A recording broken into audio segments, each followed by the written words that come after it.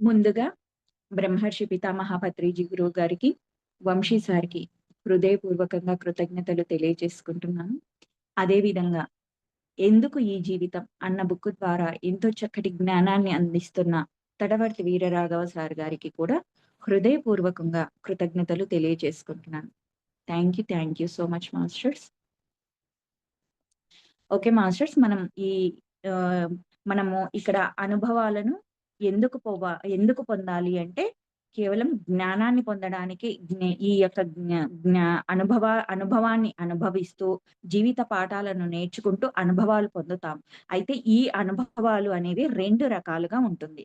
ప్రత్యక్ష అనుభవం, పరోక్ష అనుభవం. ప్రత్యక్ష అనుభవం అంటే ఏంటి అంటే, మనం ఒక పాపం చేశాం. ఎగ్జాంపుల్‌గా ఈరోజు ఒక చిన్న మనకు తెలుసో తెలియకనో ఒక తప్పు చేశాం. ఆ తప్పుని మనం ఈ రోజే అనుభవించేస్తాం. అంటే ఈ రోజు చేసిన పనికి ఈ రోజే శిక్ష అనేది అనుభవిస్తూ ఉంటాం. అవి కొన్ని కొన్ని సార్లు అర్థమవుతుంటాయి.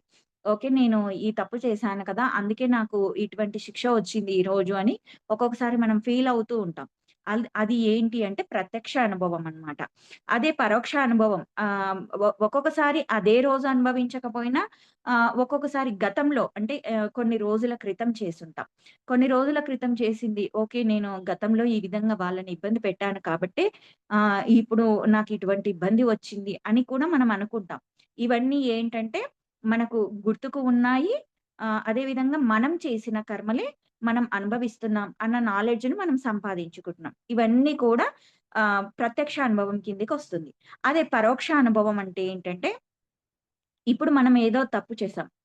గత జన్మల్లో ఏదో ఒక తప్పు చేశాం. గత జన్మల్లో చేసిన తప్పును, ఈ జన్మలో మనం అనుభవించేటప్పుడు, నేను ఈ తప్పు చేశాను అన్న ఎరుక మనకు ఉండదనమాట. గత జన్మల్లో నేను ఇటువంటి తప్పు చేశాను. అందుకే ఇప్పుడు ప్రతిఫలంగా ఆ కర్మ ఫలాన్ని నేను అనుభవిస్తున్నాను అనే ఎరుక ఉండదనమాట. కానీ ఈ కర్మ సిద్ధాంతము ఇది నేర్చుకున్న కొద్ది మంది మాత్రం అవగాహన చేసుకుంటారు. ఓకే. నేనేదో గత జన్మలో ఏదో కర్మ చేశాను కాబట్టి, ఈ జన్మలో ఏదో నేను అనుభవిస్తున్నాను అన్న అవగాహన చాలా కొద్ది మందికుంటుంది.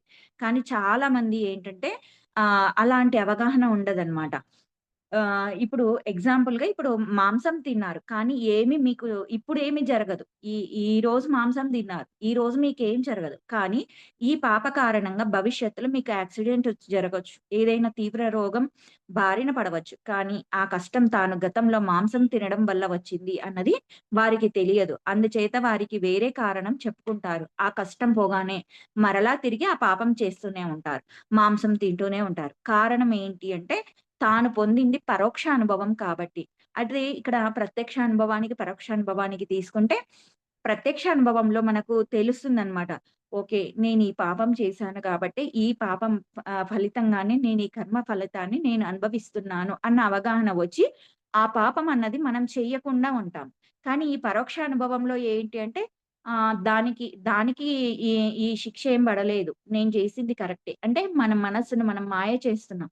అలా మన మనస్సును మభ్యపెట్టుకుంటూ, మనం చేసింది పాపం కాదు అని చెప్పి, దాని గురించిన జ్ఞానం మనకు లేదు. ఆ అనుభవాన్ని మనం పొందలేదు. కాబట్టి, ఇటువంటి అనుభవాలన్నింటిని కూడా పరోక్ష అనుభవంగా చెప్తున్నారు. ఒకవేళ బుద్ధుడు, కృష్ణుడు, పత్రిజీ లాంటి వారు నీ హింసాత్మకమైన పాపాలే నీ రోగాలు అని చెప్పినా, మనస్సులో అవునేమో అని అనిపిస్తూ ఉంటుంది. కానీ, ఆ పని మాత్రం మానలేరు. కారణం తాను పొందింది పరోక్ష అనుభవం కాబట్టి. ఇప్పుడు మాస్టర్స్ ఎంతోమంది చెప్తుంటారు. నువ్వు ఈ కర్మ చేసినందుకే ఈ ఫలితాన్ని అనుభవిస్తున్నావు. కొద్దిమంది మనల్ని చూసిన వెంటనే మన యొక్క గత జన్మలను వాటిని కూడా చూసే నాలెడ్జ్ ఉంటారు. ఎంతోమంది యోగీశ్వరులుంటారు.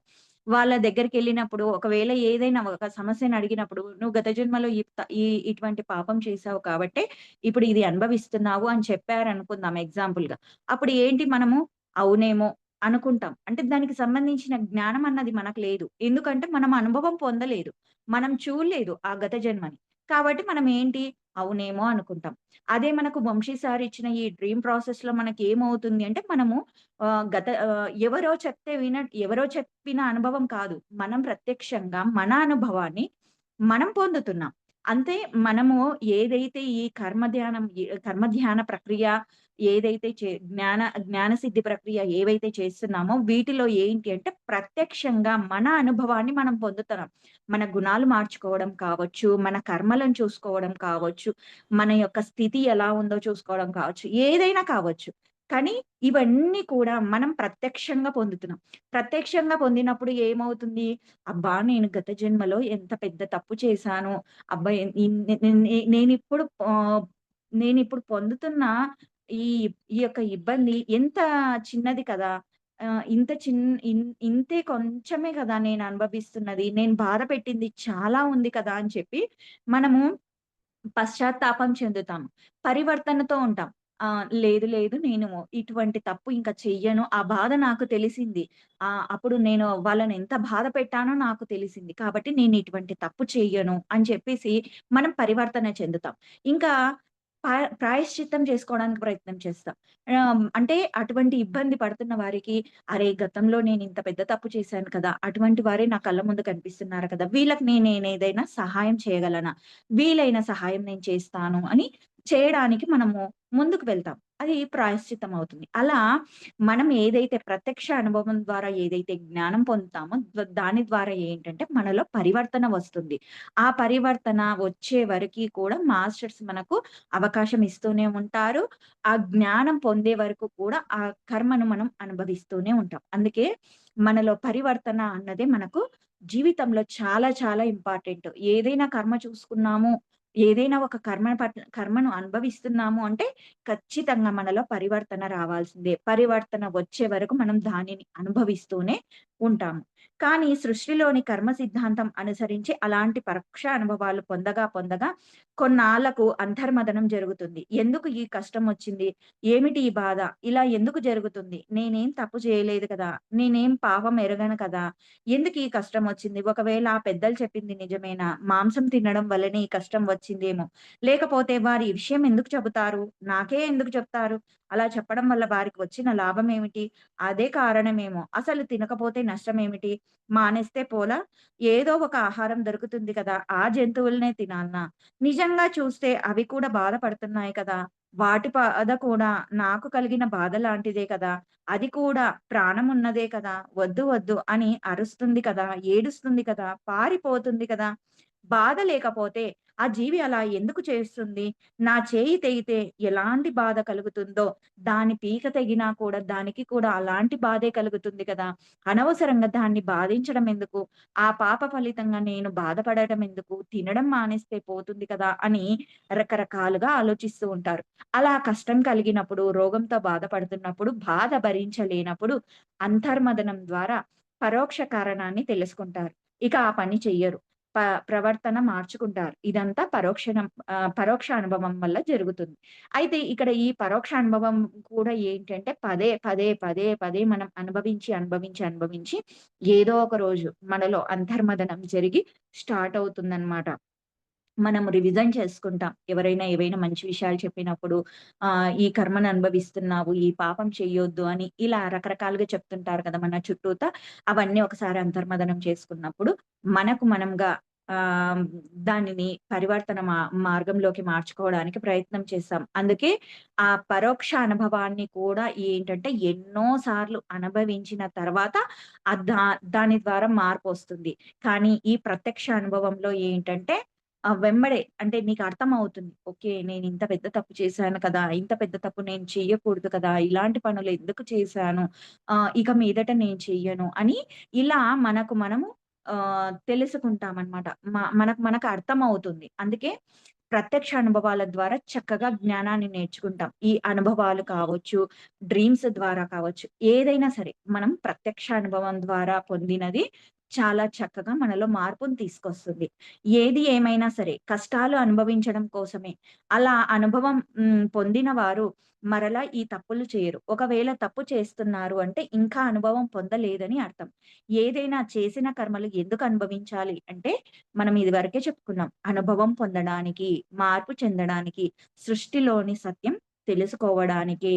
అంతా ఒకటే, అన్నీ ఒకటే అని తెలుసుకోవడానికి. అందరూ నాలాంటి వారే అని తెలుసుకోవడానికి. అందరినీ తనతో సమానంగా చూడటానికి. ఇక్కడ చూడండి అందరూ ఆత్మ స్థితిలో చూస్తే అందరూ ఒకటే.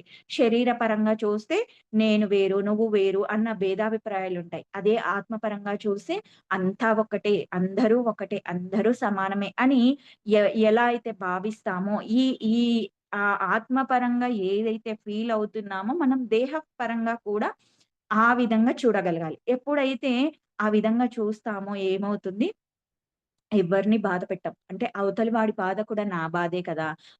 అవతలి వాళ్ళని ఏదైనా మాట అంటే నన్ను నేను అనుకున్నట్టే కదా! నేనెందుకు అనాలి? అవతలి వాళ్ళని ఎందుకు బాధ పెట్టాలి ఆ విధంగా? అని ఇలా మనల్ని మనమే సరి చేసుకుంటూ వెళ్తాం. ఎప్పుడు అర్థమవుతుంది జ్ఞానం అంటే అంతా ఒక్కటే, అందరూ ఒకటే, అందరము సమానమే అన్న ఈ సృష్టిలోని సత్యం మనం తెలుసుకునేంత వరకు మనం ఈ విధంగా మనం మారమనమాట. అందుకనే మనలో మార్పు తెచ్చుకోవాలి అనంటే, మనం అంతా ఒకటే, అన్నీ ఒక్కటే అన్నది తెలుసుకోవాలి. అనుభవం పొందకపోతే తప్పులు చేస్తూనే ఉంటారు. ఇతరులను కష్టపెడుతూనే ఉంటారు. ఇతరులకు హాని చేస్తూనే ఉంటారు. ప్రవర్తనలో మార్పు రాదు. పాపాలు చేస్తూనే ఉంటారు. అధర్మంగా ప్రవర్తిస్తుంటారు. సృష్టి విరుద్ధమైన పనులు చేస్తూ ఉంటారు. ఈ అనుభవాలు ఎందుకు అంటే, పాఠాలు నేర్చుకోవడానికి అని తెలుసుకున్నాం. అయితే అలా ఒక్కొక్క అనుభవం ద్వారా ఒక్కొక్క పాఠం నేర్చుకుంటారు. ఒక్కొక్క పాఠం ద్వారా ఒక్కొక్క తప్పును సరిచేసుకుంటారు. అలా ఎన్నో జన్మలు తీసుకొని, ఎన్నో పాఠాలు, ఎన్నెన్నో తప్పులను సరిచేసుకుంటారు. ప్రవర్తన మార్చుకుంటారు. మంచిగా మారుతారు. అందుకే భూలోకాన్ని పాఠాలు నేర్చుకునే ఒక పాఠశాలతో పోలుస్తారు. అలా భూలోకం అనే పాఠశాలలో ప్రతి జన్మలో ఎన్నో పాఠాలు నేర్చుకుంటాం. అందుచేత తెలుసుకోండి. పాఠాలు నేర్చుకోవాలంటే అనుభవాలు పొందాలి. అనుభవాలు పొందాలంటే కర్మలు చెయ్యాలి. అందుకే శ్రీకృష్ణ పరమాత్మ కర్మలు చెయ్యడం మానవద్దు అని చెప్పారు. అందుకే ఇక్కడ అర్జునుడికి కూడా మనకు భగవద్గీతలో చెప్తారనమాట. నీకు కర్మలు చేయుట యందే అధికారం ఉంది కానీ కర్మఫలం ఆశించుట యందు నీకు అధికారం లేదు. కర్మఫలములకు నీవు కా కారణభూతుడవు కారాదు. అట్లా అని అలాగని మళ్ళీ కర్మలు చేయకుండా ఉండరాదు. అంటే కర్మఫలం మీద నీకు ఎటువంటిది ఉండదనమాట. కర్మఫలం అనేది నువ్వు చేసిన కర్మ వల్ల ఆ విశ్వం ఇస్తుంది నీకు ఏదైతే అది. నువ్వు మంచి పని చేశావా నీకు మంచి కర్మ ఫలితం ఇస్తుంది. నువ్వు చెడు చేశావా చెడు కర్మ ఫలితం ఇస్తుంది. అది విశ్వ నియమాలు. ఆ విశ్వం చూసుకుంటుంది. అంతే కాబట్టి ఆ కర్మ ఫలముల మీద నీకు ఎటువంటిది ఉండదు. అలాగని ఏది చేస్తే ఏదొస్తుందో అని చెప్పి అసలు ఏ పని చేయకుండా అలా ఊరికే కూడా ఉండకూడదు. కర్మలనేవి చేయాల్సిందే. కర్మలు అంటే పనులు. మనం అన్ని పనులు చేస్తూనే ఉండాల్సిందే. ఇచ్చట శ్రీకృష్ణుల వారు కర్మలు చేయడం మానవద్దు అన్నారు. మరి కష్టాలు వచ్చేటప్పుడు కర్మలు ఎందుకు చేయడం అన్న సందేహం కూడా వస్తుంది. కానీ కర్మలు చేయడం వల్ల, కష్టాలు అనుభవించడం వల్ల అనుభవం పొంది పాఠాలు నేర్చుకుంటారు. మన తప్పులను మనం సరిచేసుకుంటాం. ఎవరికీ తన జీవితంలో అటువంటి బాధ రానివ్వరు. ఇదంతా జీవితంలో ఎదగడానికి. అందుకే శ్రీకృష్ణుల వారు కర్మలు చేయడం మానవద్దు అని చెప్పారు. ఇప్పుడు మనం ఏ కర్మలు చేయకుండా, ఏమి చేయకుండా అలా ఊరికే స్తబ్దంగా ఉన్నామనుకోండి, మనకి ఏ జ్ఞానం వస్తుంది? మనం ఏ జీవిత పాఠం నేర్చుకుంటాము? ఒక అసూయ, ఒక ద్వేషము, ఒక బాధ, ఒక కష్టము వాటి గురించిన విలువ మనకెప్పుడు తెలుస్తుంది అనంటే, అవి మనం అనుభవించి, అనుభవ జ్ఞానం పొందినప్పుడే మనకు తెలుస్తుంది. అప్పుడేమవుతుంది? అమ్మో! ఇటువంటి బాధను పెడితే ఇంత అనుభవించాలా? వద్దు. ఇక మీదట నేను ఇటువంటి బాధను ఎవ్వరికీ ఇవ్వను అని మనము అవేర్‌నెస్‌తో ఆ తప్పు పని మళ్ళీ చెయ్యమనమాట. ఎప్పుడైతే చెయ్యమో ఆటోమేటిక్‌గా మన ఆత్మ చైతన్యం పెరుగుతుంది. మనం ఎన్‌లైట్‌మెంట్ పొందుతూ ఉంటామనమాట. అందుకనే కృష్ణుడు కర్మలు మాత్రం చేయడం మానవద్దు అన్న సందేశాన్ని మనకు భగవద్గీత ద్వారా అందించారు. అవి చెడు కర్మలైనా, మంచి కర్మలైనా మొత్తం మీద కర్మలు చేస్తూనే ఉండాలి. పాపకర్మలు చేసిన కష్టాలతో అనుభవం సంపాదించి పాఠాలు నేర్చుకొని పరివర్తన చెంది జీవితంలో మార్పు తెచ్చుకుంటారు. అందుకే కర్మలు చేయమన్నారు. మనం పిల్లలకు శిక్షలు వేసి ఎలా పాఠాలు నేర్పుతామో, మంచి మార్గంలో పెడతామో సృష్టి కూడా మనకు కష్టాలు ఇచ్చి పాఠాలు నేర్పిస్తుంది. మనల్ని మంచి మార్గంలో పెడుతుంది. తద్వారా అందరూ అందరూ అన్ని జీవులు ఆనందంగా ఉండాలి అనే తన ఆశయం నెరవేర్చుకుంటుంది. అసలు జీవితమే పాఠాలు నెరవేర్చుకోవడానికి. అంతేకాని జీవితం అంటే సంపాదించడానికి, సంపాదన పెంచుకోవడానికి, సంతానం కనడానికి, సుఖాలు అనుభవించడానికి కాదు. తన సుఖాల కోసం ఇతరుల సుఖాన్ని, ఆనందాన్ని హరించడానికి కాదు. అలా హరిస్తూ ఇతరులను దుఃఖానికి గురి చేస్తూ, వారికి అశాంతిని కలిగిస్తూ జీవితాన్ని ముగించుకోవడం కోసం కాదు. అందుకే జీవితంలో ఎన్నో పాఠాలు నేర్చుకోవాలి. ఎన్నో తెలుసుకోవాలి. సృష్టి నియమాలు తెలుసుకోవాలి. ఎంతో జ్ఞానం సంపాదించుకోవాలి. మరి ఇక్కడ ఎంతో జ్ఞానం అని చెప్తున్నారు. మరి జ్ఞానం ఊరికే వస్తుందా అంటే, ఎంతో అద్భుతమైన క్లాసెస్ వింటూ, అదేవిధంగా ఎంతో అద్భుతమైన జ్ఞానవంతమైన బుక్స్ ఉంటాయి. ఆ బుక్స్‌ను చదువుకుంటూ, ఆ యొక్క జ్ఞానాన్ని మనం సముపార్జించాలి. కొన్ని కొన్ని మన జీవిత అనుభవాల ద్వారా జ్ఞానాన్ని నేర్చుకుంటాం. అందుకనే ప్రతి ఒక్క దానిని కూడా మనం అనుసరించాలి. మనకు పత్రి సార్ చెప్పారు. ధ్యానంతో పాటు సజ్జన సాంగత్యం, స్వాధ్యాయం, ప్రబోధం. ఈ 4ని మనము ఎప్పుడైతే మన జీవితంలో అమలు పరుస్తామో, చక్కగా మన జీవితం ఎన్‌లైట్‌మెంట్ అవుతుంది. మనం చక్కగా పరిపూర్ణంగా అంటే మన చుట్టూత ఒక 100% మన ప్రయత్నం మనం చేస్తామనమాట జ్ఞానపరంగా ఎదగడానికి. అందుకే ఎంతో జ్ఞానం సంపాదించుకోవడానికి మా మనం ప్రయత్నం చేయాలి. మరి ఈ పాఠాలు ఎందుకు నేర్చుకోవాలి? ఈ జీవిత పాఠాలు అంటే జ్ఞానం సంపాదించుకోవడానికి అని తెలుసుకున్నాం. అలా జీవితంలో ఎన్నో జన్మల పాఠాలు నేర్చుకున్న తర్వాత వారిలో అంతర్మదనం మొదలవుతుంది. ఆలోచిస్తారు. ఏమిటి కష్టాలు? ఎందుకు ఈ కష్టాలు? ఈ కష్టాలు ఎందుకొస్తున్నాయి? ఈ పుట్టడం ఏమిటి? చావడం ఏమిటి? చనిపోయిన వాడు ఏమవుతున్నాడు? ఎక్కడికి వెళ్తాడు? వెళ్ళినవాడు మరలా వస్తాడా? రాడా? వస్తే వస్తాడు అంటే ఎలా వస్తాడు? అసలు ఈ కష్టాలు లేకుండా చేసుకోలేమా మనము? కష్టాలు పోవాలంటే ఏం చెయ్యాలి? కష్టాలు రాకుండా ఉండాలంటే ఏం చేయాలి? ఈ మానవులందరి జీవితం ఒకేలా ఎందుకు లేదు? కొందరికి కష్టాలు, కొందరికి భోగాలు, కొందరికి దుఃఖం, కొందరికి ఆనందం, కొందరికి రోగాలు, కొందరికి సంతోషం. ఇలా రకరకాల జీవితాలు ఎందుకున్నాయి? లాంటి ఎన్నో రకాల సందేహాలు, ఆలోచనలు మొదలవుతాయి. వారికి ఇదంతా అయోమయంగా కనిపిస్తుంది. అర్థం కాదు. కానీ తెలుసుకోవాలని ఆసక్తి మాత్రం ఉంటుంది. మనమందరికీ కూడా ఈ క్వెషన్స్ ఆల్‌మోస్ట్ వచ్చే ఉంటాయి కదా మాస్టర్స్. అంటే ఎప్పుడైతే ఈ ఈ క్వెషన్స్ మనకు మొదలవుతాయో, మనలో అంతర్మదనం మొదలవుతుంది. ఏంటి అంటే ఆ యొక్క జీవిత గమ్యం ఏంటి? ఇంతకి ఏంటిది? ఈ చావు బతుకులు, ఈ నడుమ జరిగే నాటకం ఏంటిది? ఇందులో నేనేం నేర్చుకోవాలి? ఏం చెయ్యాలి? నా వర్క్ ఏంటి? నా పర్పస్ ఏంటి? అని ఇలా మనల్ని మనము వెతుక్కుంటూ అంతర్మదనంతో పరిశోధన చేసుకుంటూ వెళ్తామనమాట. ఇలా ఎప్పుడైతే మొదలవుతుందో అప్పుడే మన జీవితం జ్ఞానపరంగా ఎదగడానికి ప్రారంభమవుతుందనమాట. అప్పుడనిపిస్తుంది మనకు.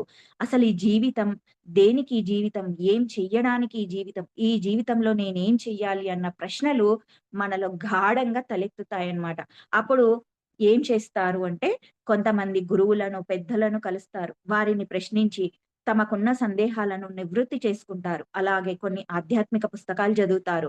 స్వామి వివేకానంద, రమణ మహర్షి, మహార్ బాబా లాంటి వారి పుస్తకాలు, భగవద్గీత, బైబిల్, ఖురాన్ లాంటి పుస్తకాలు చదువుతారు. అప్పుడు వారికి ఆ గురువుల వల్ల, పుస్తకాల వల్ల కొద్ది కొద్దిగా సమాధానాలు దొరుకుతూ ఉంటాయి. వారు ఏం చెప్తారంటే, "నువ్వు అజ్ఞానంలో ఉన్నావు. అందుకే నీకు ఇదేది అర్థం కావటం లేదు.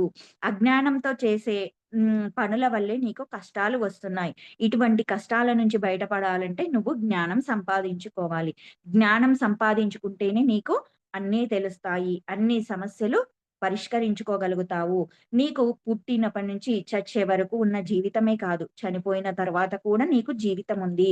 ఈ సృష్టిలో కనిపించే ఈ భూలోకమే కాదు, ఇంకా కోటాను కోట్ల లోకాలున్నాయి.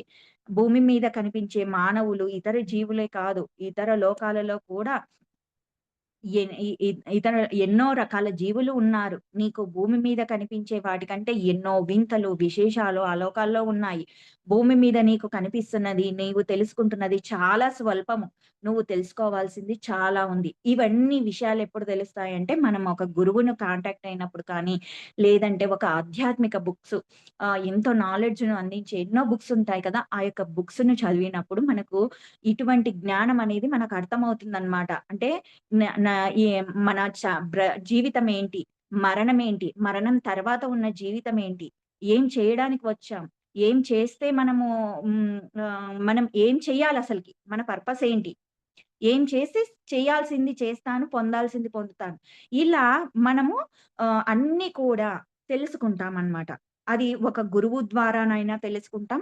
లేదంటే ఒక చక్కటి బుక్కు ద్వారా నాలెడ్జ్ ద్వారా అయినా తెలుసుకుంటామనమాట ఈ యొక్క జ్ఞానాన్ని. శరీరం వదిలిన తర్వాత మానవులు శరీరం లేకుండా పరలోకాలలో ఉంటారు. ఇదంతా ఆ పరలోక జ్ఞానం పొందితే తెలుసుకుంటావు. కానీ నువ్వు పరలోక జ్ఞానం తెలుసుకోవట్లేదు. పరలోకాల గురించి ఆలోచించడం లేదు. అందువల్ల సృష్టి గురించి నీకు తెలిసింది చాలా స్వల్పం. నీవు తెలుసుకోవాల్సింది, నువ్వు పొందవలసిన జ్ఞానం అనంతం.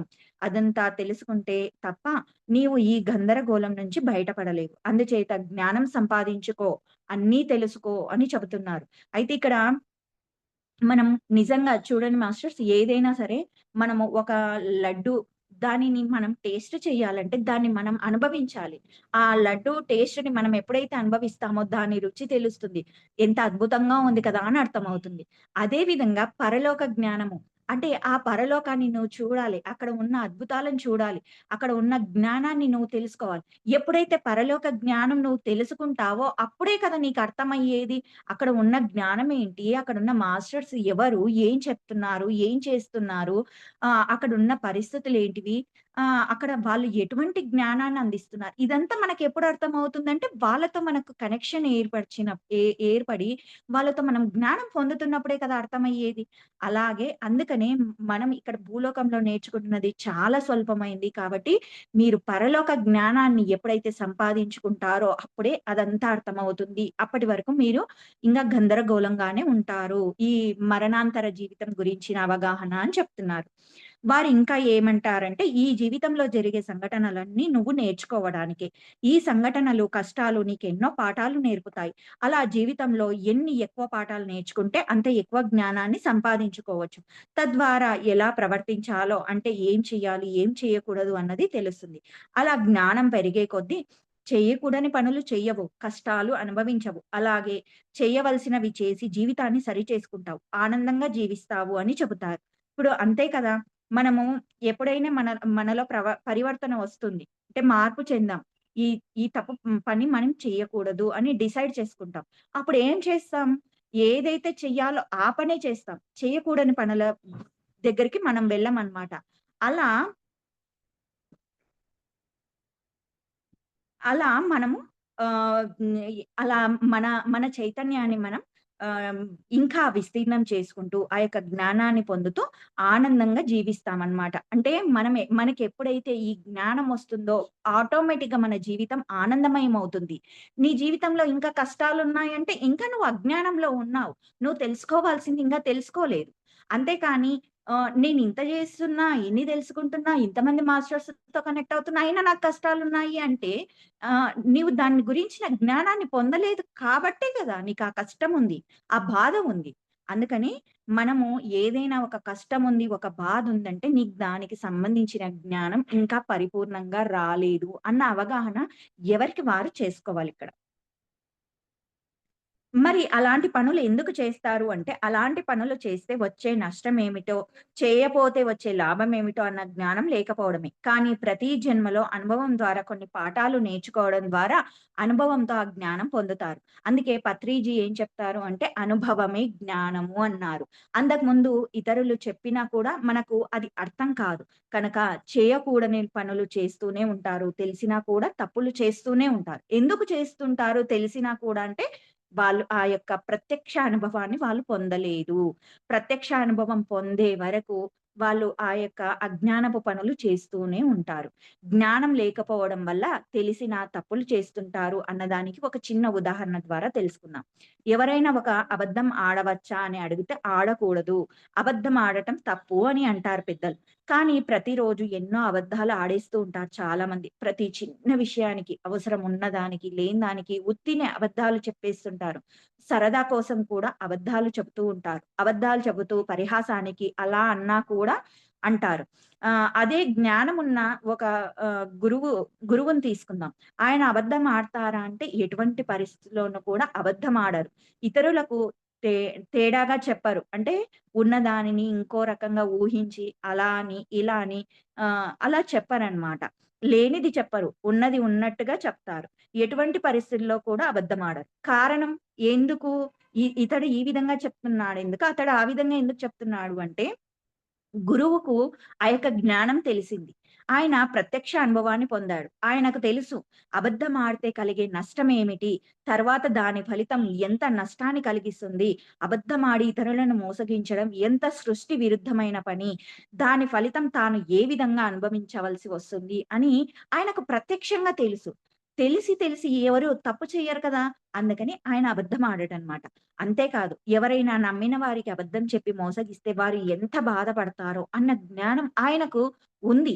అందుచేత ఆయన ఎటువంటి పరిస్థితిలోనూ అబద్ధం ఆడరు. కానీ సామాన్యులు గురువు అంటే ఎరుకతో ఉన్నాడు, తెలుసుకున్నాడు. కానీ సామాన్యులు తెలుసు కూడా ఆ పని ఎందుకు చేస్తున్నారు? సామాన్యులకు తెలుసు. చాలా మంది చెప్తుంటారు పెద్దలు. అబద్ధం ఆడకూడదు. ప్రతి చిన్న విషయానికి అబద్ధం ఆడకూడదు. మనకు ఆవు పులి కథ కూడా ఉంది. చిన్నప్పటి నుంచి నేర్పిచ్చారు. ఆవు పులి కథ సరే నీకు అబద్ధం ఆడావా ఈ విధంగా ప్రాణహాని కలుగుతుంది కాబట్టి నువ్వు పరిహాసానికి కూడా అబద్ధం ఆడవద్దు అని చెప్పేసి మనకు చిన్నప్పటి నుంచి ఒక స్టోరీ ద్వారా మనకు పెద్దలు అందించారు. మరి చిన్నప్పటి నుంచి కూడా మనకు ఆ జ్ఞానం అందిస్తున్న ఒక సామాన్య వ్యక్తిగా మనం ఎందుకు ఇంకా అలాంటి అబద్ధాలు ఆడుతున్నాము అంటే మనకు ఆ జ్ఞానం లేకపోవడమే. జ్ఞానం లేకపోవడం వల్లే ఇంకా తప్పులు చేస్తున్నాము.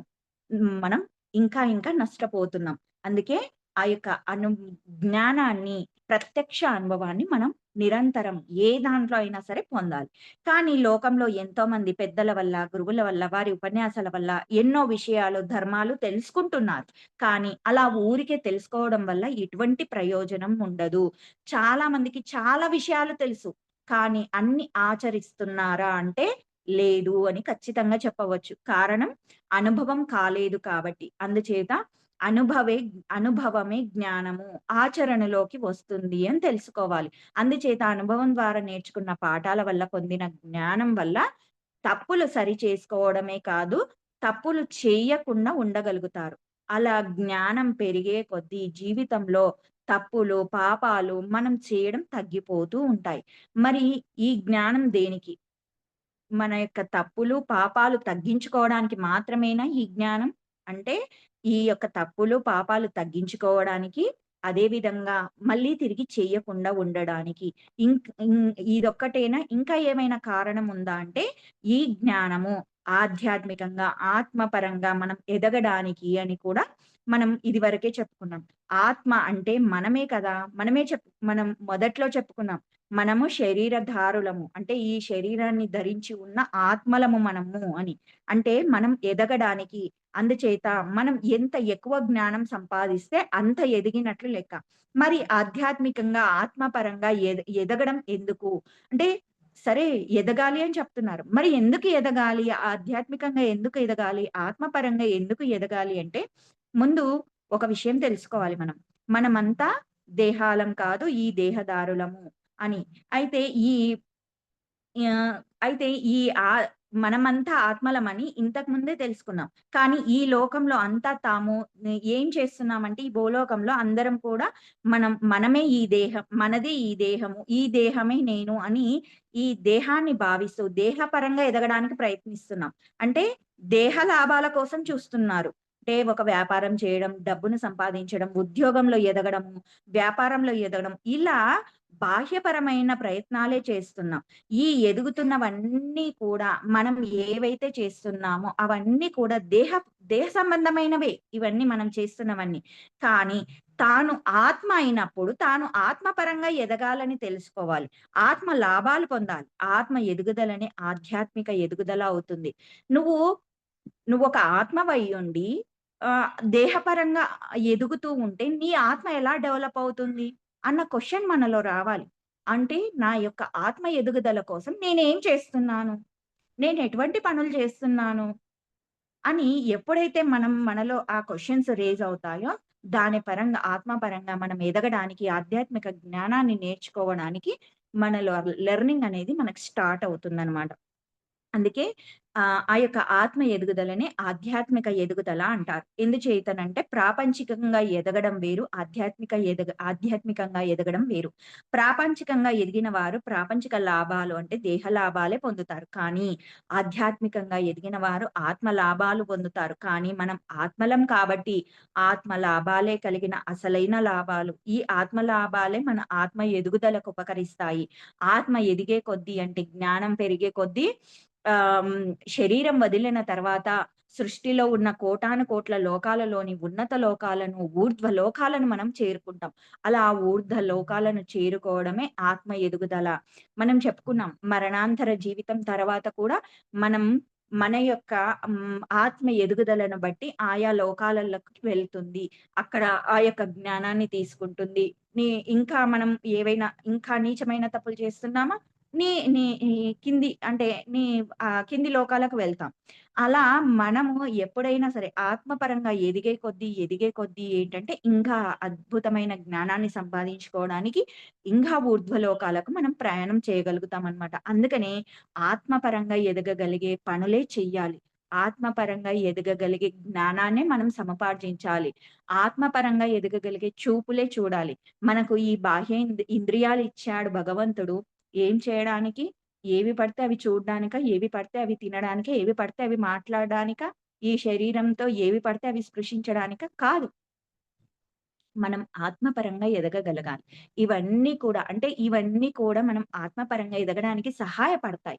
కాబట్టి వీటన్నిటిని కూడా మనము ఏ దాని కోసం, ఏ పర్పస్ కోసం యూజ్ చేయాలి అంటే కేవలం ఆత్మపరంగా ఎదగడానికే మనం వీటన్నిటిని యూజ్ చేయాలి. గమనిస్తే లోకంలో ఒక ఆచారం ఉంది. ఎవరైనా మరణిస్తే 2 రకాల కార్యక్రమాలు చేస్తారు. ఒకటి ఏంటి అంటే స్నేహితుల సంతాప సభ పెట్టి వారి విశిష్టతల గురించి చెప్పుకొని, వారి ఆత్మకు శాంతి కలగాలనే భగవంతుడిని ప్రార్థిస్తూ 2 నిమిషాలు మౌనం పాటిస్తారు. ఇంకొకటి ఏం చెప్తారంటే, ఇంకొక ఆహ్, క ఇంకొకటి ఇంకొక కార్యక్రమం ఏం చేస్తారంటే, బంధువులను కర్మక బ అలాగే బంధువులు కర్మకాండ చేస్తారు. కారణం దేహం వదిలిన ఆత్మ అంటే వారు ఈ భూలోకాన్ని వదిలి పరంలో ఉన్నత లోకాల కంటే ఊర్ధ్వలోకాలకు చేరుకోవాలని, అంటే ఉన్నత గతులు పొందాలని, అంతకుముందు ఉన్న లోకం నుంచి ఉన్నత లోకం పొందాలని ఉద్దేశ్యంతో కర్మకాండలు చేస్తారు. ఇదంతా ఎందుకు జేస్తున్నారంటే, పోయిన వారు ఆత్మే కాబట్టి, ఆత్మ ఎదుగుదల కోసమే ఈ తతంగాలన్నీ చేస్తున్నారు. కానీ, ఇక్కడ మనం తెలుసుకోవాల్సింది ముఖ్యమైన పాయింటుంది. ఏంటంటే, వారి కోసం మరొకరు చేసే ప్రార్థనల వల్ల కానీ, కర్మకాండల వల్ల కానీ, ఆత్మకు ఏ ప్రయోజనం చేకూరదు. చూడండి ఎవరైనా ఒకరు ఇంట్లో చనిపోయారు అనుకుందాం. శ్రాద్ధ కర్మలు పెట్టేటప్పుడు గోదానమని, భూదానమని, సువర్ణ దానమని ఇలా రకరకాల దానాలు చేస్తుంటారు.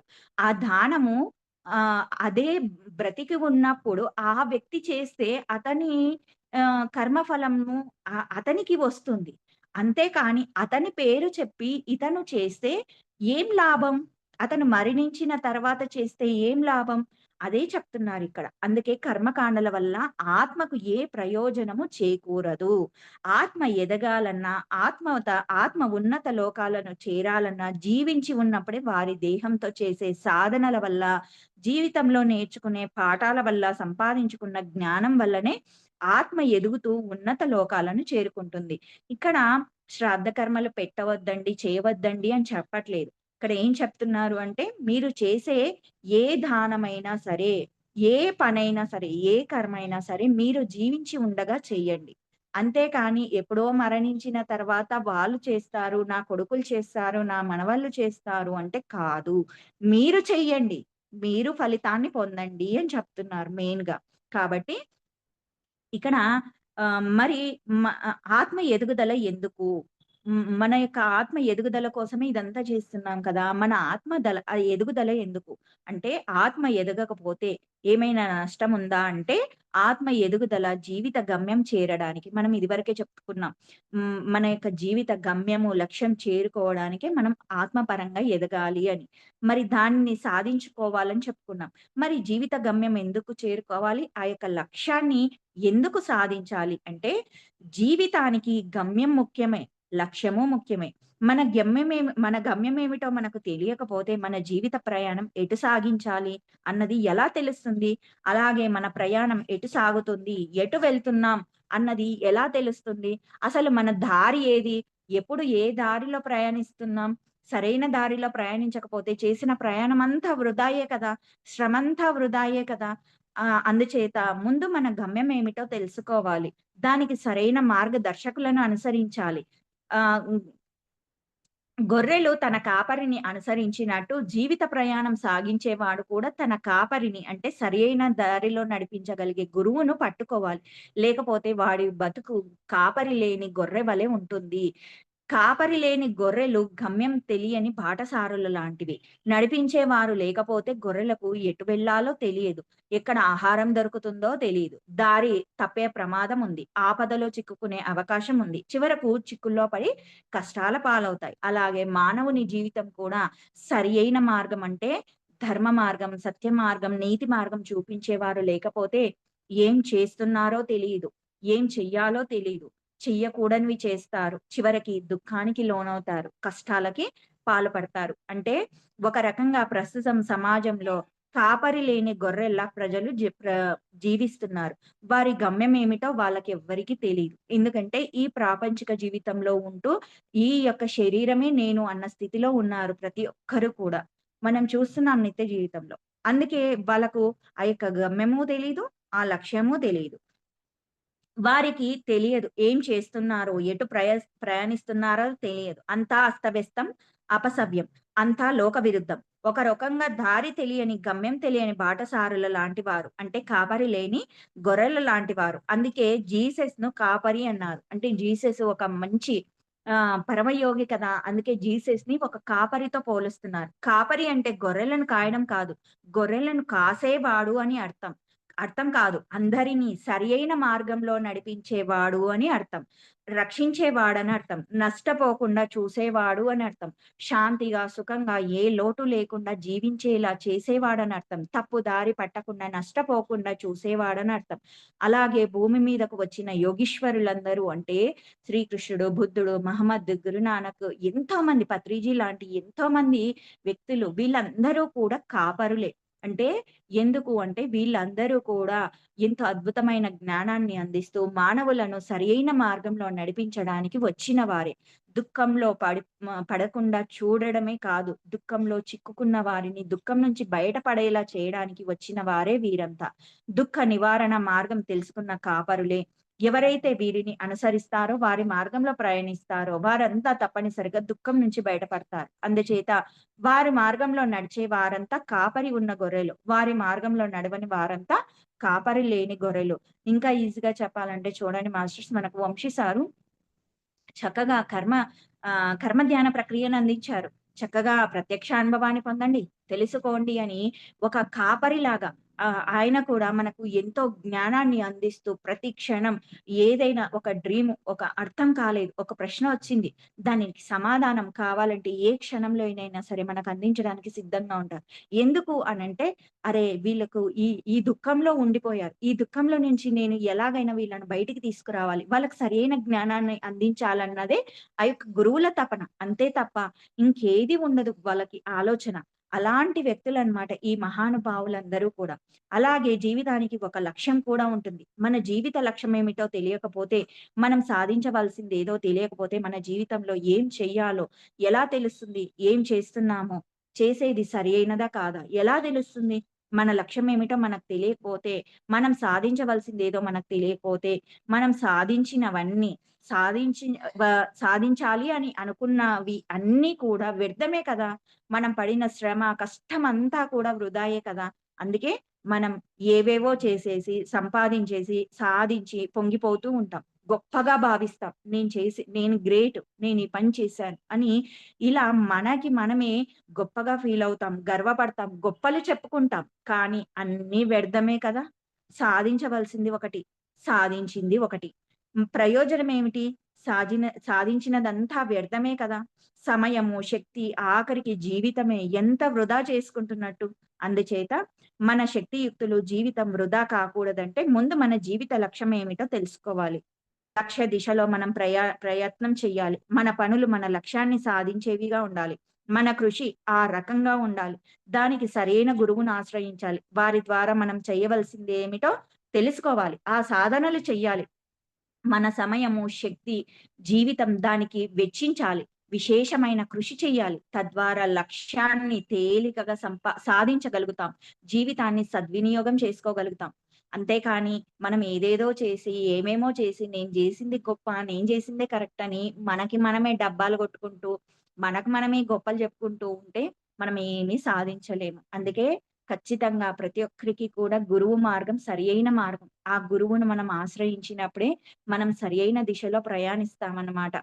జీవిత లక్ష్యం సాధించకుండా జీవిత గమ్యం చేరుకోలేరు. జీవిత గమ్యం చేరుకోకపోతే మరలా మరలా ఈ భూమి మీదకి రావాలి. అంటే జన్మలు తీసుకోవాలి. జీవిత ప్రయాణం అలాగే కొనసాగిస్తూ ఉండాలి. ఇలా ఎంత కాలం అంటే గమ్యం చేరేదాకా. మరి మన జీవిత గమ్యం ఏమిటి? మన జీవిత లక్ష్యం ఏమిటి? అంటే గమ్యం అన్నది ప్రయాణానికి సంబంధించింది. మన యొక్క ప్రయాణం ఎటువంటి ప్రయాణం చేస్తున్నాం? సరి అయినదా? సరికానిదా? ఈ యొక్క గమ్యం అన్నది మొత్తం కూడా ప్రయాణానికి సంబంధించింది. కానీ లక్ష్యం అన్నది సాధించవలసింది. అంటే మన యొక్క డెస్టినీ, ఆ యొక్క గోల్ దాన్ని మనం రీచ్ అవ్వాలి. అది మన యొక్క లక్ష్యం. అందుచేత మనం అంటే ఈ యొక్క ఆత్మలమైన మనము జీవిత ప్రయాణంలో చేరవలసినది గమ్యం ఏమిటి? సాధించవలసిన లక్ష్యం ఏమిటి అంటే భూమి మీదికి వస్తున్న మన ప్రతి ఆత్మ కూడా గమ్యం ప్రతి ఒక్క ఆత్మ యొక్క గమ్యం ఏంటి అంటే సత్యలోకం. మనకు ఇది వరకు వంశీ సార్ చెప్పేవాడనమాట. "సరే కావాలంటే నువ్వు డ్రీమ్స్‌లో అడుగు. నీ పర్పస్ ఏంటో అడుగు. చూపిస్తారు మాస్టర్స్" అని. అంటే ఎందుకు ఆ విధంగా చెప్తారు అంటే కొద్దిగా మందికి మాస్టర్స్ దాని పరంగా కూడా ఎన్నో పరీక్షలు పెట్టి, ఎన్నో టెస్టులు పెట్టి నీకు ఈ జ్ఞానం అందిస్తారు. కొద్దిమంది ఏంటంటే కొన్ని బుక్స్ ద్వారా ఈ నాలెడ్జ్ ద్వారా ఓకే. ప్రతి ఒక్కరము ఆత్మలమే కదా! ఆత్మలమైన మనకు మన ప్రతి ఒక్కరికి కూడా ఉండే గమ్యం ఏంటి అంటే సత్యలోకం. చేరే లక్ష్యం ఏంటి అంటే ఆ యొక్క పూర్ణాత్మను చేరుకోవడం అన్న అవగాహన వారికే కలిగే విధంగా చేస్తారు మాస్టర్స్. అందుకని చూసుకుంటావా? చూసుకో నీ ఇష్టం అని జెప్తారు. అంతేకాని నాయనా నీకు రాదురా, నీకు ఇప్పుడే కనిపించదురా, నీకు అప్పుడే నీకది తెలీదురా అంటే ఒప్పుకుంటామా? ఒప్పుకోం. ఎందుకంటే మనం అజ్ఞానంలో ఉంటాం. కాబట్టి గురువు చేస్తావా?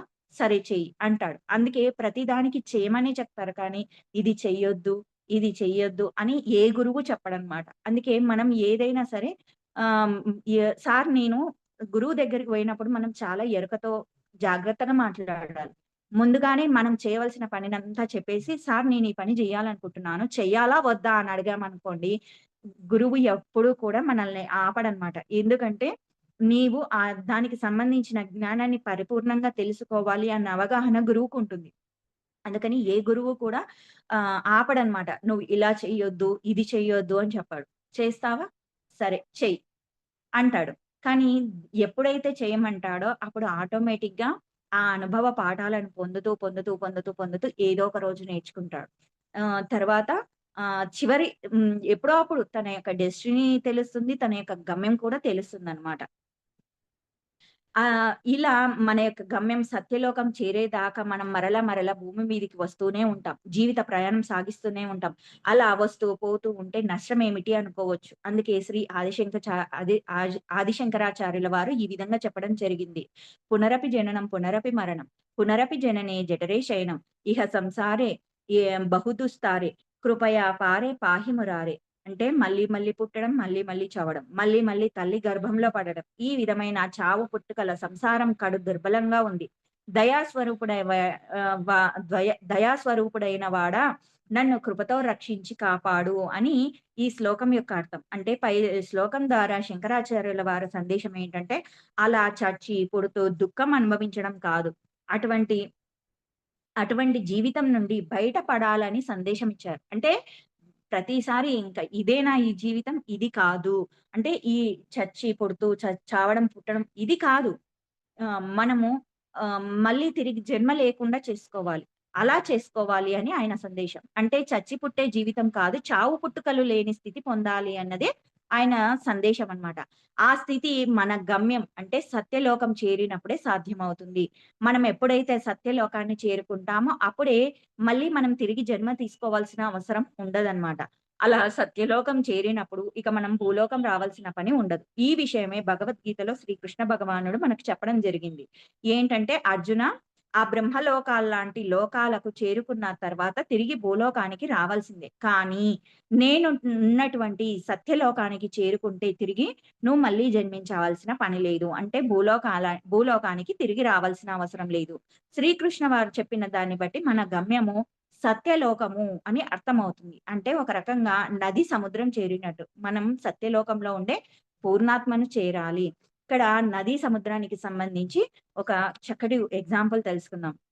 నది ఎంత దూరం సరే ప్రయాణించినా, ఎంత కాలం ప్రవహించినా, ఎన్ని ఇబ్బందులు పడుతూ ప్రవహించినా, ఎన్ని వంపులు తిరుగుతూ, ఆటంకాలు అధిగమిస్తూ, చివరికి సముద్రానికి చేరే వరకు తన ఉనికి మొత్తం కూడా కోల్పోయే వరకు ప్రయాణం కొనసాగించవలసిందే.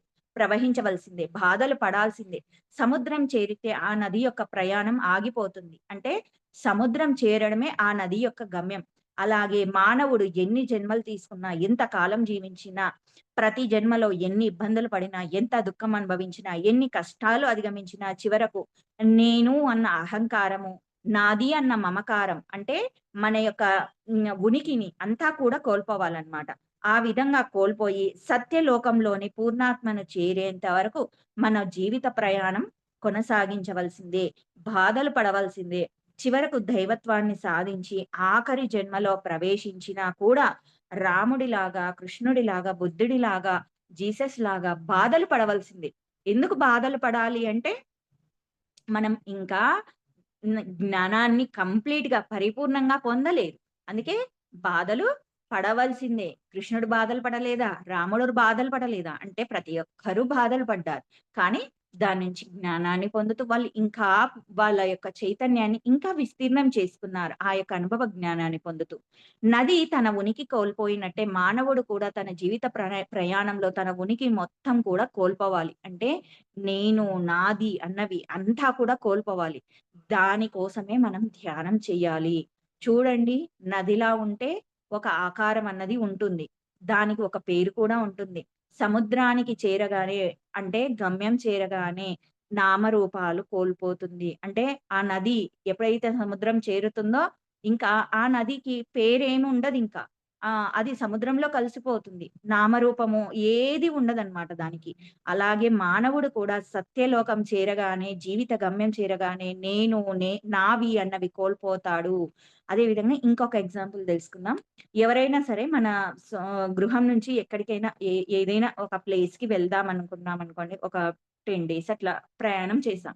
చేస్తే అక్కడ మనము హ్మ్, ఆహ్, చ ఇంట్లో ఉన్నట్టుగా ఉంటామా హ్యాపీగా? ఉండలేం కదా! అంటే మన మన మనది ఏదైతే ఇల్లు ఉందో దానిని చేరే వరకు మనం ఇంకా ఆరాట పడుతూనే ఉంటాం. అబ్బా! ఎప్పుడు వెళ్తామో ఏమో ఇంకా ఇంటికి. ఇంటికి వెళ్తే హాయిగా ప్రశాంతంగా ఉంటుంది. నా ఇంటికి నేను చేరుకోవాలి అన్న తపనతోనే ఉంటాం మనమందరం కూడా.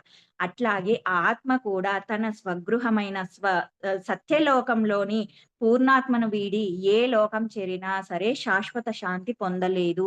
తిరిగి తన స్వగృహమైన సత్యలోకం చేరినప్పుడే శాశ్వతమైన శాంతిని పొందగలుగుతుంది. అదే ఆత్మ యొక్క లక్ష్యము, మానవ జీవిత లక్ష్యం. ఆత్మ ఎల్లప్పుడూ కాంక్షించేది తిరిగి తన స్వగృహం చేరుకోవాలని. మరి మన గమ్యం ఎప్పుడు చేరగలుగుతాం అంటే మన జీవిత లక్ష్యం సాధించినప్పుడు. మన జీవిత లక్ష్యం ఏమిటి అంటే ఒక శ్రీకృష్ణుడిలా, బుద్ధుడిలా, జీసస్‌లా, మహమ్మద్‌లా, బ్రహ్మర్షి పత్రిజీలా పూర్ణాత్మ కావడమే. అప్పుడే మనం వారిలా సత్యలోకానికి చేరుకోగలం. ఇక్కడ మనం మరికొన్ని విషయాలు తెలుసుకోవాలి. అలా పూర్ణాత్మగా తయారైన తర్వాత క్రియేటర్స్ అంటారు. అలాంటి పూర్ణాత్మలుగా తయారైన మాస్టర్స్‌ని క్రియేటర్స్ అంటారు. వారు తమ నుంచి కొన్ని అంశాలను సృష్టించి, ఈ అంశాలను అంటే అంశాత్మలను ఒక జీవుడిలో అంటే శరీరంలో ప్రవేశపెడతారు. అలా శరీరంలో ప్రవేశపెట్టబడిన అంశాత్మలనే జీవాత్మ లేక జీవుడు అంటున్నాం. అంటే మనలాంటి వాళ్ళు. ఈ జీవుడికి ఆ పూర్ణాత్మ ఒక లక్ష్యం నిర్దేశిస్తుంది. నువ్వు కూడా నాలాగా నా స్థాయికి ఎదగాలి. ఇప్పుడు మనకు మన తల్లిదండ్రులుంటారు, గురువులుంటారు. వాళ్ళేం చేస్తారు? ఏమని ఆశీర్వదిస్తారు? సరే నాయన నువ్వు కూడా చక్కగా నాలాగా ఎదగాలి అని చెప్పి ఆశీర్వదిస్తారు ఎవరినైనా సరే. పేరెంట్స్ కానీ, గురువు గాని. అట్లాగే మన తండ్రైన పూర్ణాత్మ కూడా ఆయన బ్లెస్సింగ్స్ ఏంటంటే, నువ్వు కూడా నాలాగా నా స్థాయికి ఎదగాలి. అంటే పూర్ణాత్మ కావాలి. అలా పూర్ణాత్మగా ఎదిగేదాకా నువ్వు ఎన్ని జన్మలు తీసుకుంటూనే ఉంటావు. నా స్థాయికి అంటే పూర్ణాత్మగా ఎదిగిన తర్వాత నన్ను చేరుకుంటావు. అంటే నేనుండే సత్యలోకానికి చేరుకుంటావు. అప్పుడు ఇక నీకు జన్మలు తీసుకోవాల్సిన అవసరం ఉండదు అని జీవుడి లక్ష్యాన్ని నిర్దేశిస్తాడనమాట పూర్ణాత్మ. ఇక్కడ ఒక విషయం గుర్తుంచుకోవాలి. తల్లి ఎంతమంది బిడ్డలను కన్నా తల్లి తల్లిగానే ఉంటుంది. ఏమాత్రం తరిగిపోదు. అలాగే పూర్ణాత్మ నుండి ఎన్ని అంశాలు విడిపడినా పూర్ణాత్మ పూర్ణంగానే ఉంటుంది. ఏమీ తరగదు. ఒక రకంగా పూర్ణాత్మ, అంశాత్మ 2 ఒకటే అన్నమాట. అందుకే దశావతారాలను అంటే శ్రీరాముడు, శ్రీకృష్ణుడు, బుద్ధుడు, విష్ణుమూర్తి యొక్క అంశాలని చెప్పుకుంటూ ఉంటాం. అంటే విష్ణుమూర్తిగానే చెప్పుకుంటుంటాం. అలాగే షిరిడి బాబాను శివుని అంశగా చెప్తారు. బాబాని శివుడనే కూడా అంటారు. అలాగే తల్లి నుండి జన్మించిన బిడ్డ మరలా తాను తల్లిగా ఎదిగి, తాను కూడా బిడ్డలను ఎలా కంటుందో, అలాగే పూర్ణమైన ఆత్మ నుండి విడివడిన అంశ విద్య చేత అంటే జ్ఞానం చేత తాను కూడా పూర్ణాత్మగా ఎదుగుతుంది. తన జీవిత లక్ష్యాన్ని సాధిస్తుంది. మరల తాను కూడా పూర్ణాత్మ పాత్రను పోషిస్తుంది. అంటే మరల తాను కూడా అంశాలను సృష్టిస్తుంది. ఈ విషయమే మనకు చెప్పారు. అయితే ఇక్కడ మనకు పూర్ణమద పూర్ణమిదం ఈ శ్లోకం ఉంది కదండీ! దాని గురించి కొద్దిగా విస్తీర్ణం చేస్తూ ఈ జ్ఞానాన్ని అందించారు. ఇదొక్కటి తెలుసుకుందాం. పూర్ణం అంటే బ్రహ్మము పూర్ణం. ఇది పూర్ణం. ఇది అంటే పూర్ణాత్మ నుంచి విడివడి జీవుడిలో ప్రవేశించిన జీవాత్మ. అంటే ఈ యొక్క జీవాత్మ అన్నది పూర్ణమైనది. అంటే జీవాత్మ కూడా పూర్ణమే. ఆ పూర్ణ వస్తువు నుండి అంటే బ్రహ్మం నుండి ఈ పూర్ణ వస్తువు జీవుడు కలిగాడు. ఈ పూర్ణ వస్తువు అంటే జీవుడు జ్ఞానం చేత పూర్ణత్వాన్ని సాధించిన పక్షంలో పూర్ణాత్మ అయిన పరమాత్మగా శేషిస్తుంది. అంటే బ్రహ్మగా పూర్ణాత్మగా తయారవుతుంది. అంటే క్రియేటర్ అవుతుంది. అందుచేత మనము దేహాలము కాదు, దేహంలో ఉన్న ఆత్మలము. మన లక్ష్యము పూర్ణ జ్ఞానాన్ని సంపాదించుకొని పూర్ణాత్మగా తయారు కావడం. మన గమ్యమైన సత్యలోకం చేరుకోవడం. సృష్టికర్త అంటే క్రియేటర్స్‌గా ఉంటూ సృష్టికర్త చేస్తున్న పనులు చేయడమే మన పని. అందుకే ఈశావాస్య ఉపనిషత్తులో శాంతి మంత్రంతో ఆది అంటే సృష్టికర్త పూర్ణమే. సృష్టికర్త నుంచి విడివడి జీవుడిగా మారిన అంశ కూడా పూర్ణమే అని చెప్పబడుతుంది. అంతేకాదు ఈ జీవుడు జ్ఞానం చేత మరలా తాను పూర్ణత్వాన్ని పొందిన పక్షంలో తాను కూడా పూర్ణంగా విలసిల్లుతాడు. మరి జీవుడికి ఆ విద్య అంటే ఆ జ్ఞానం ఎలా లభిస్తుంది? ఈ విషయమే పూర్ణాత్మ స్థితికి ఎదిగిన బ్రహ్మర్షులైన వశిష్ఠుల వారు, శంకరాచార్యుల లాంటి వారు చెప్పడం జరిగింది. వారు ఏం చెప్పారంటే, ఎవరైతే ధ్యాన సాధన, స్వాధ్యాయం అంటే జ్ఞానవంతమైన క్లాసెస్ వినడం, బుక్స్ చదవడం, సజ్జన సాంగత్యం అంటే ఆత్మ జ్ఞానుల ప్రబోధాలు వినడం, అదే విధంగా ఇవన్నీ కూడా విశేషంగా చేస్తారో వారు కొద్ది కాలంలోనే అంటే అనతి కాలంలోనే పూర్ణ జ్ఞానాన్ని పొంది జీవిత లక్ష్యమైన పూర్ణాత్మగా ఎదుగుతారు అని చెప్పడం జరిగింది. అందుకే మనకు పత్రి సారు ఈ 4 నియమాలను పెట్టాడు. కేవలం ధ్యానం ఒక్కటే కాకుండా ధ్యానంతో పాటు విశేషంగా సజ్జన సాంగత్యము, స్వాధ్యాయము, ప్రబోధం ఇవన్నీ కూడా పెట్టడానికి విశేషమైన విషయం ఏంటంటే మనము తొందరగా పూర్ణాత్మగా ఎదగడానికి. ఈ విషయమే మన బ్రహ్మర్షి పత్రిజీ కూడా చెప్తున్నారు. అందుచేత మన జీవిత లక్ష్యము ఖానా, పీనా, సోనా కాదు.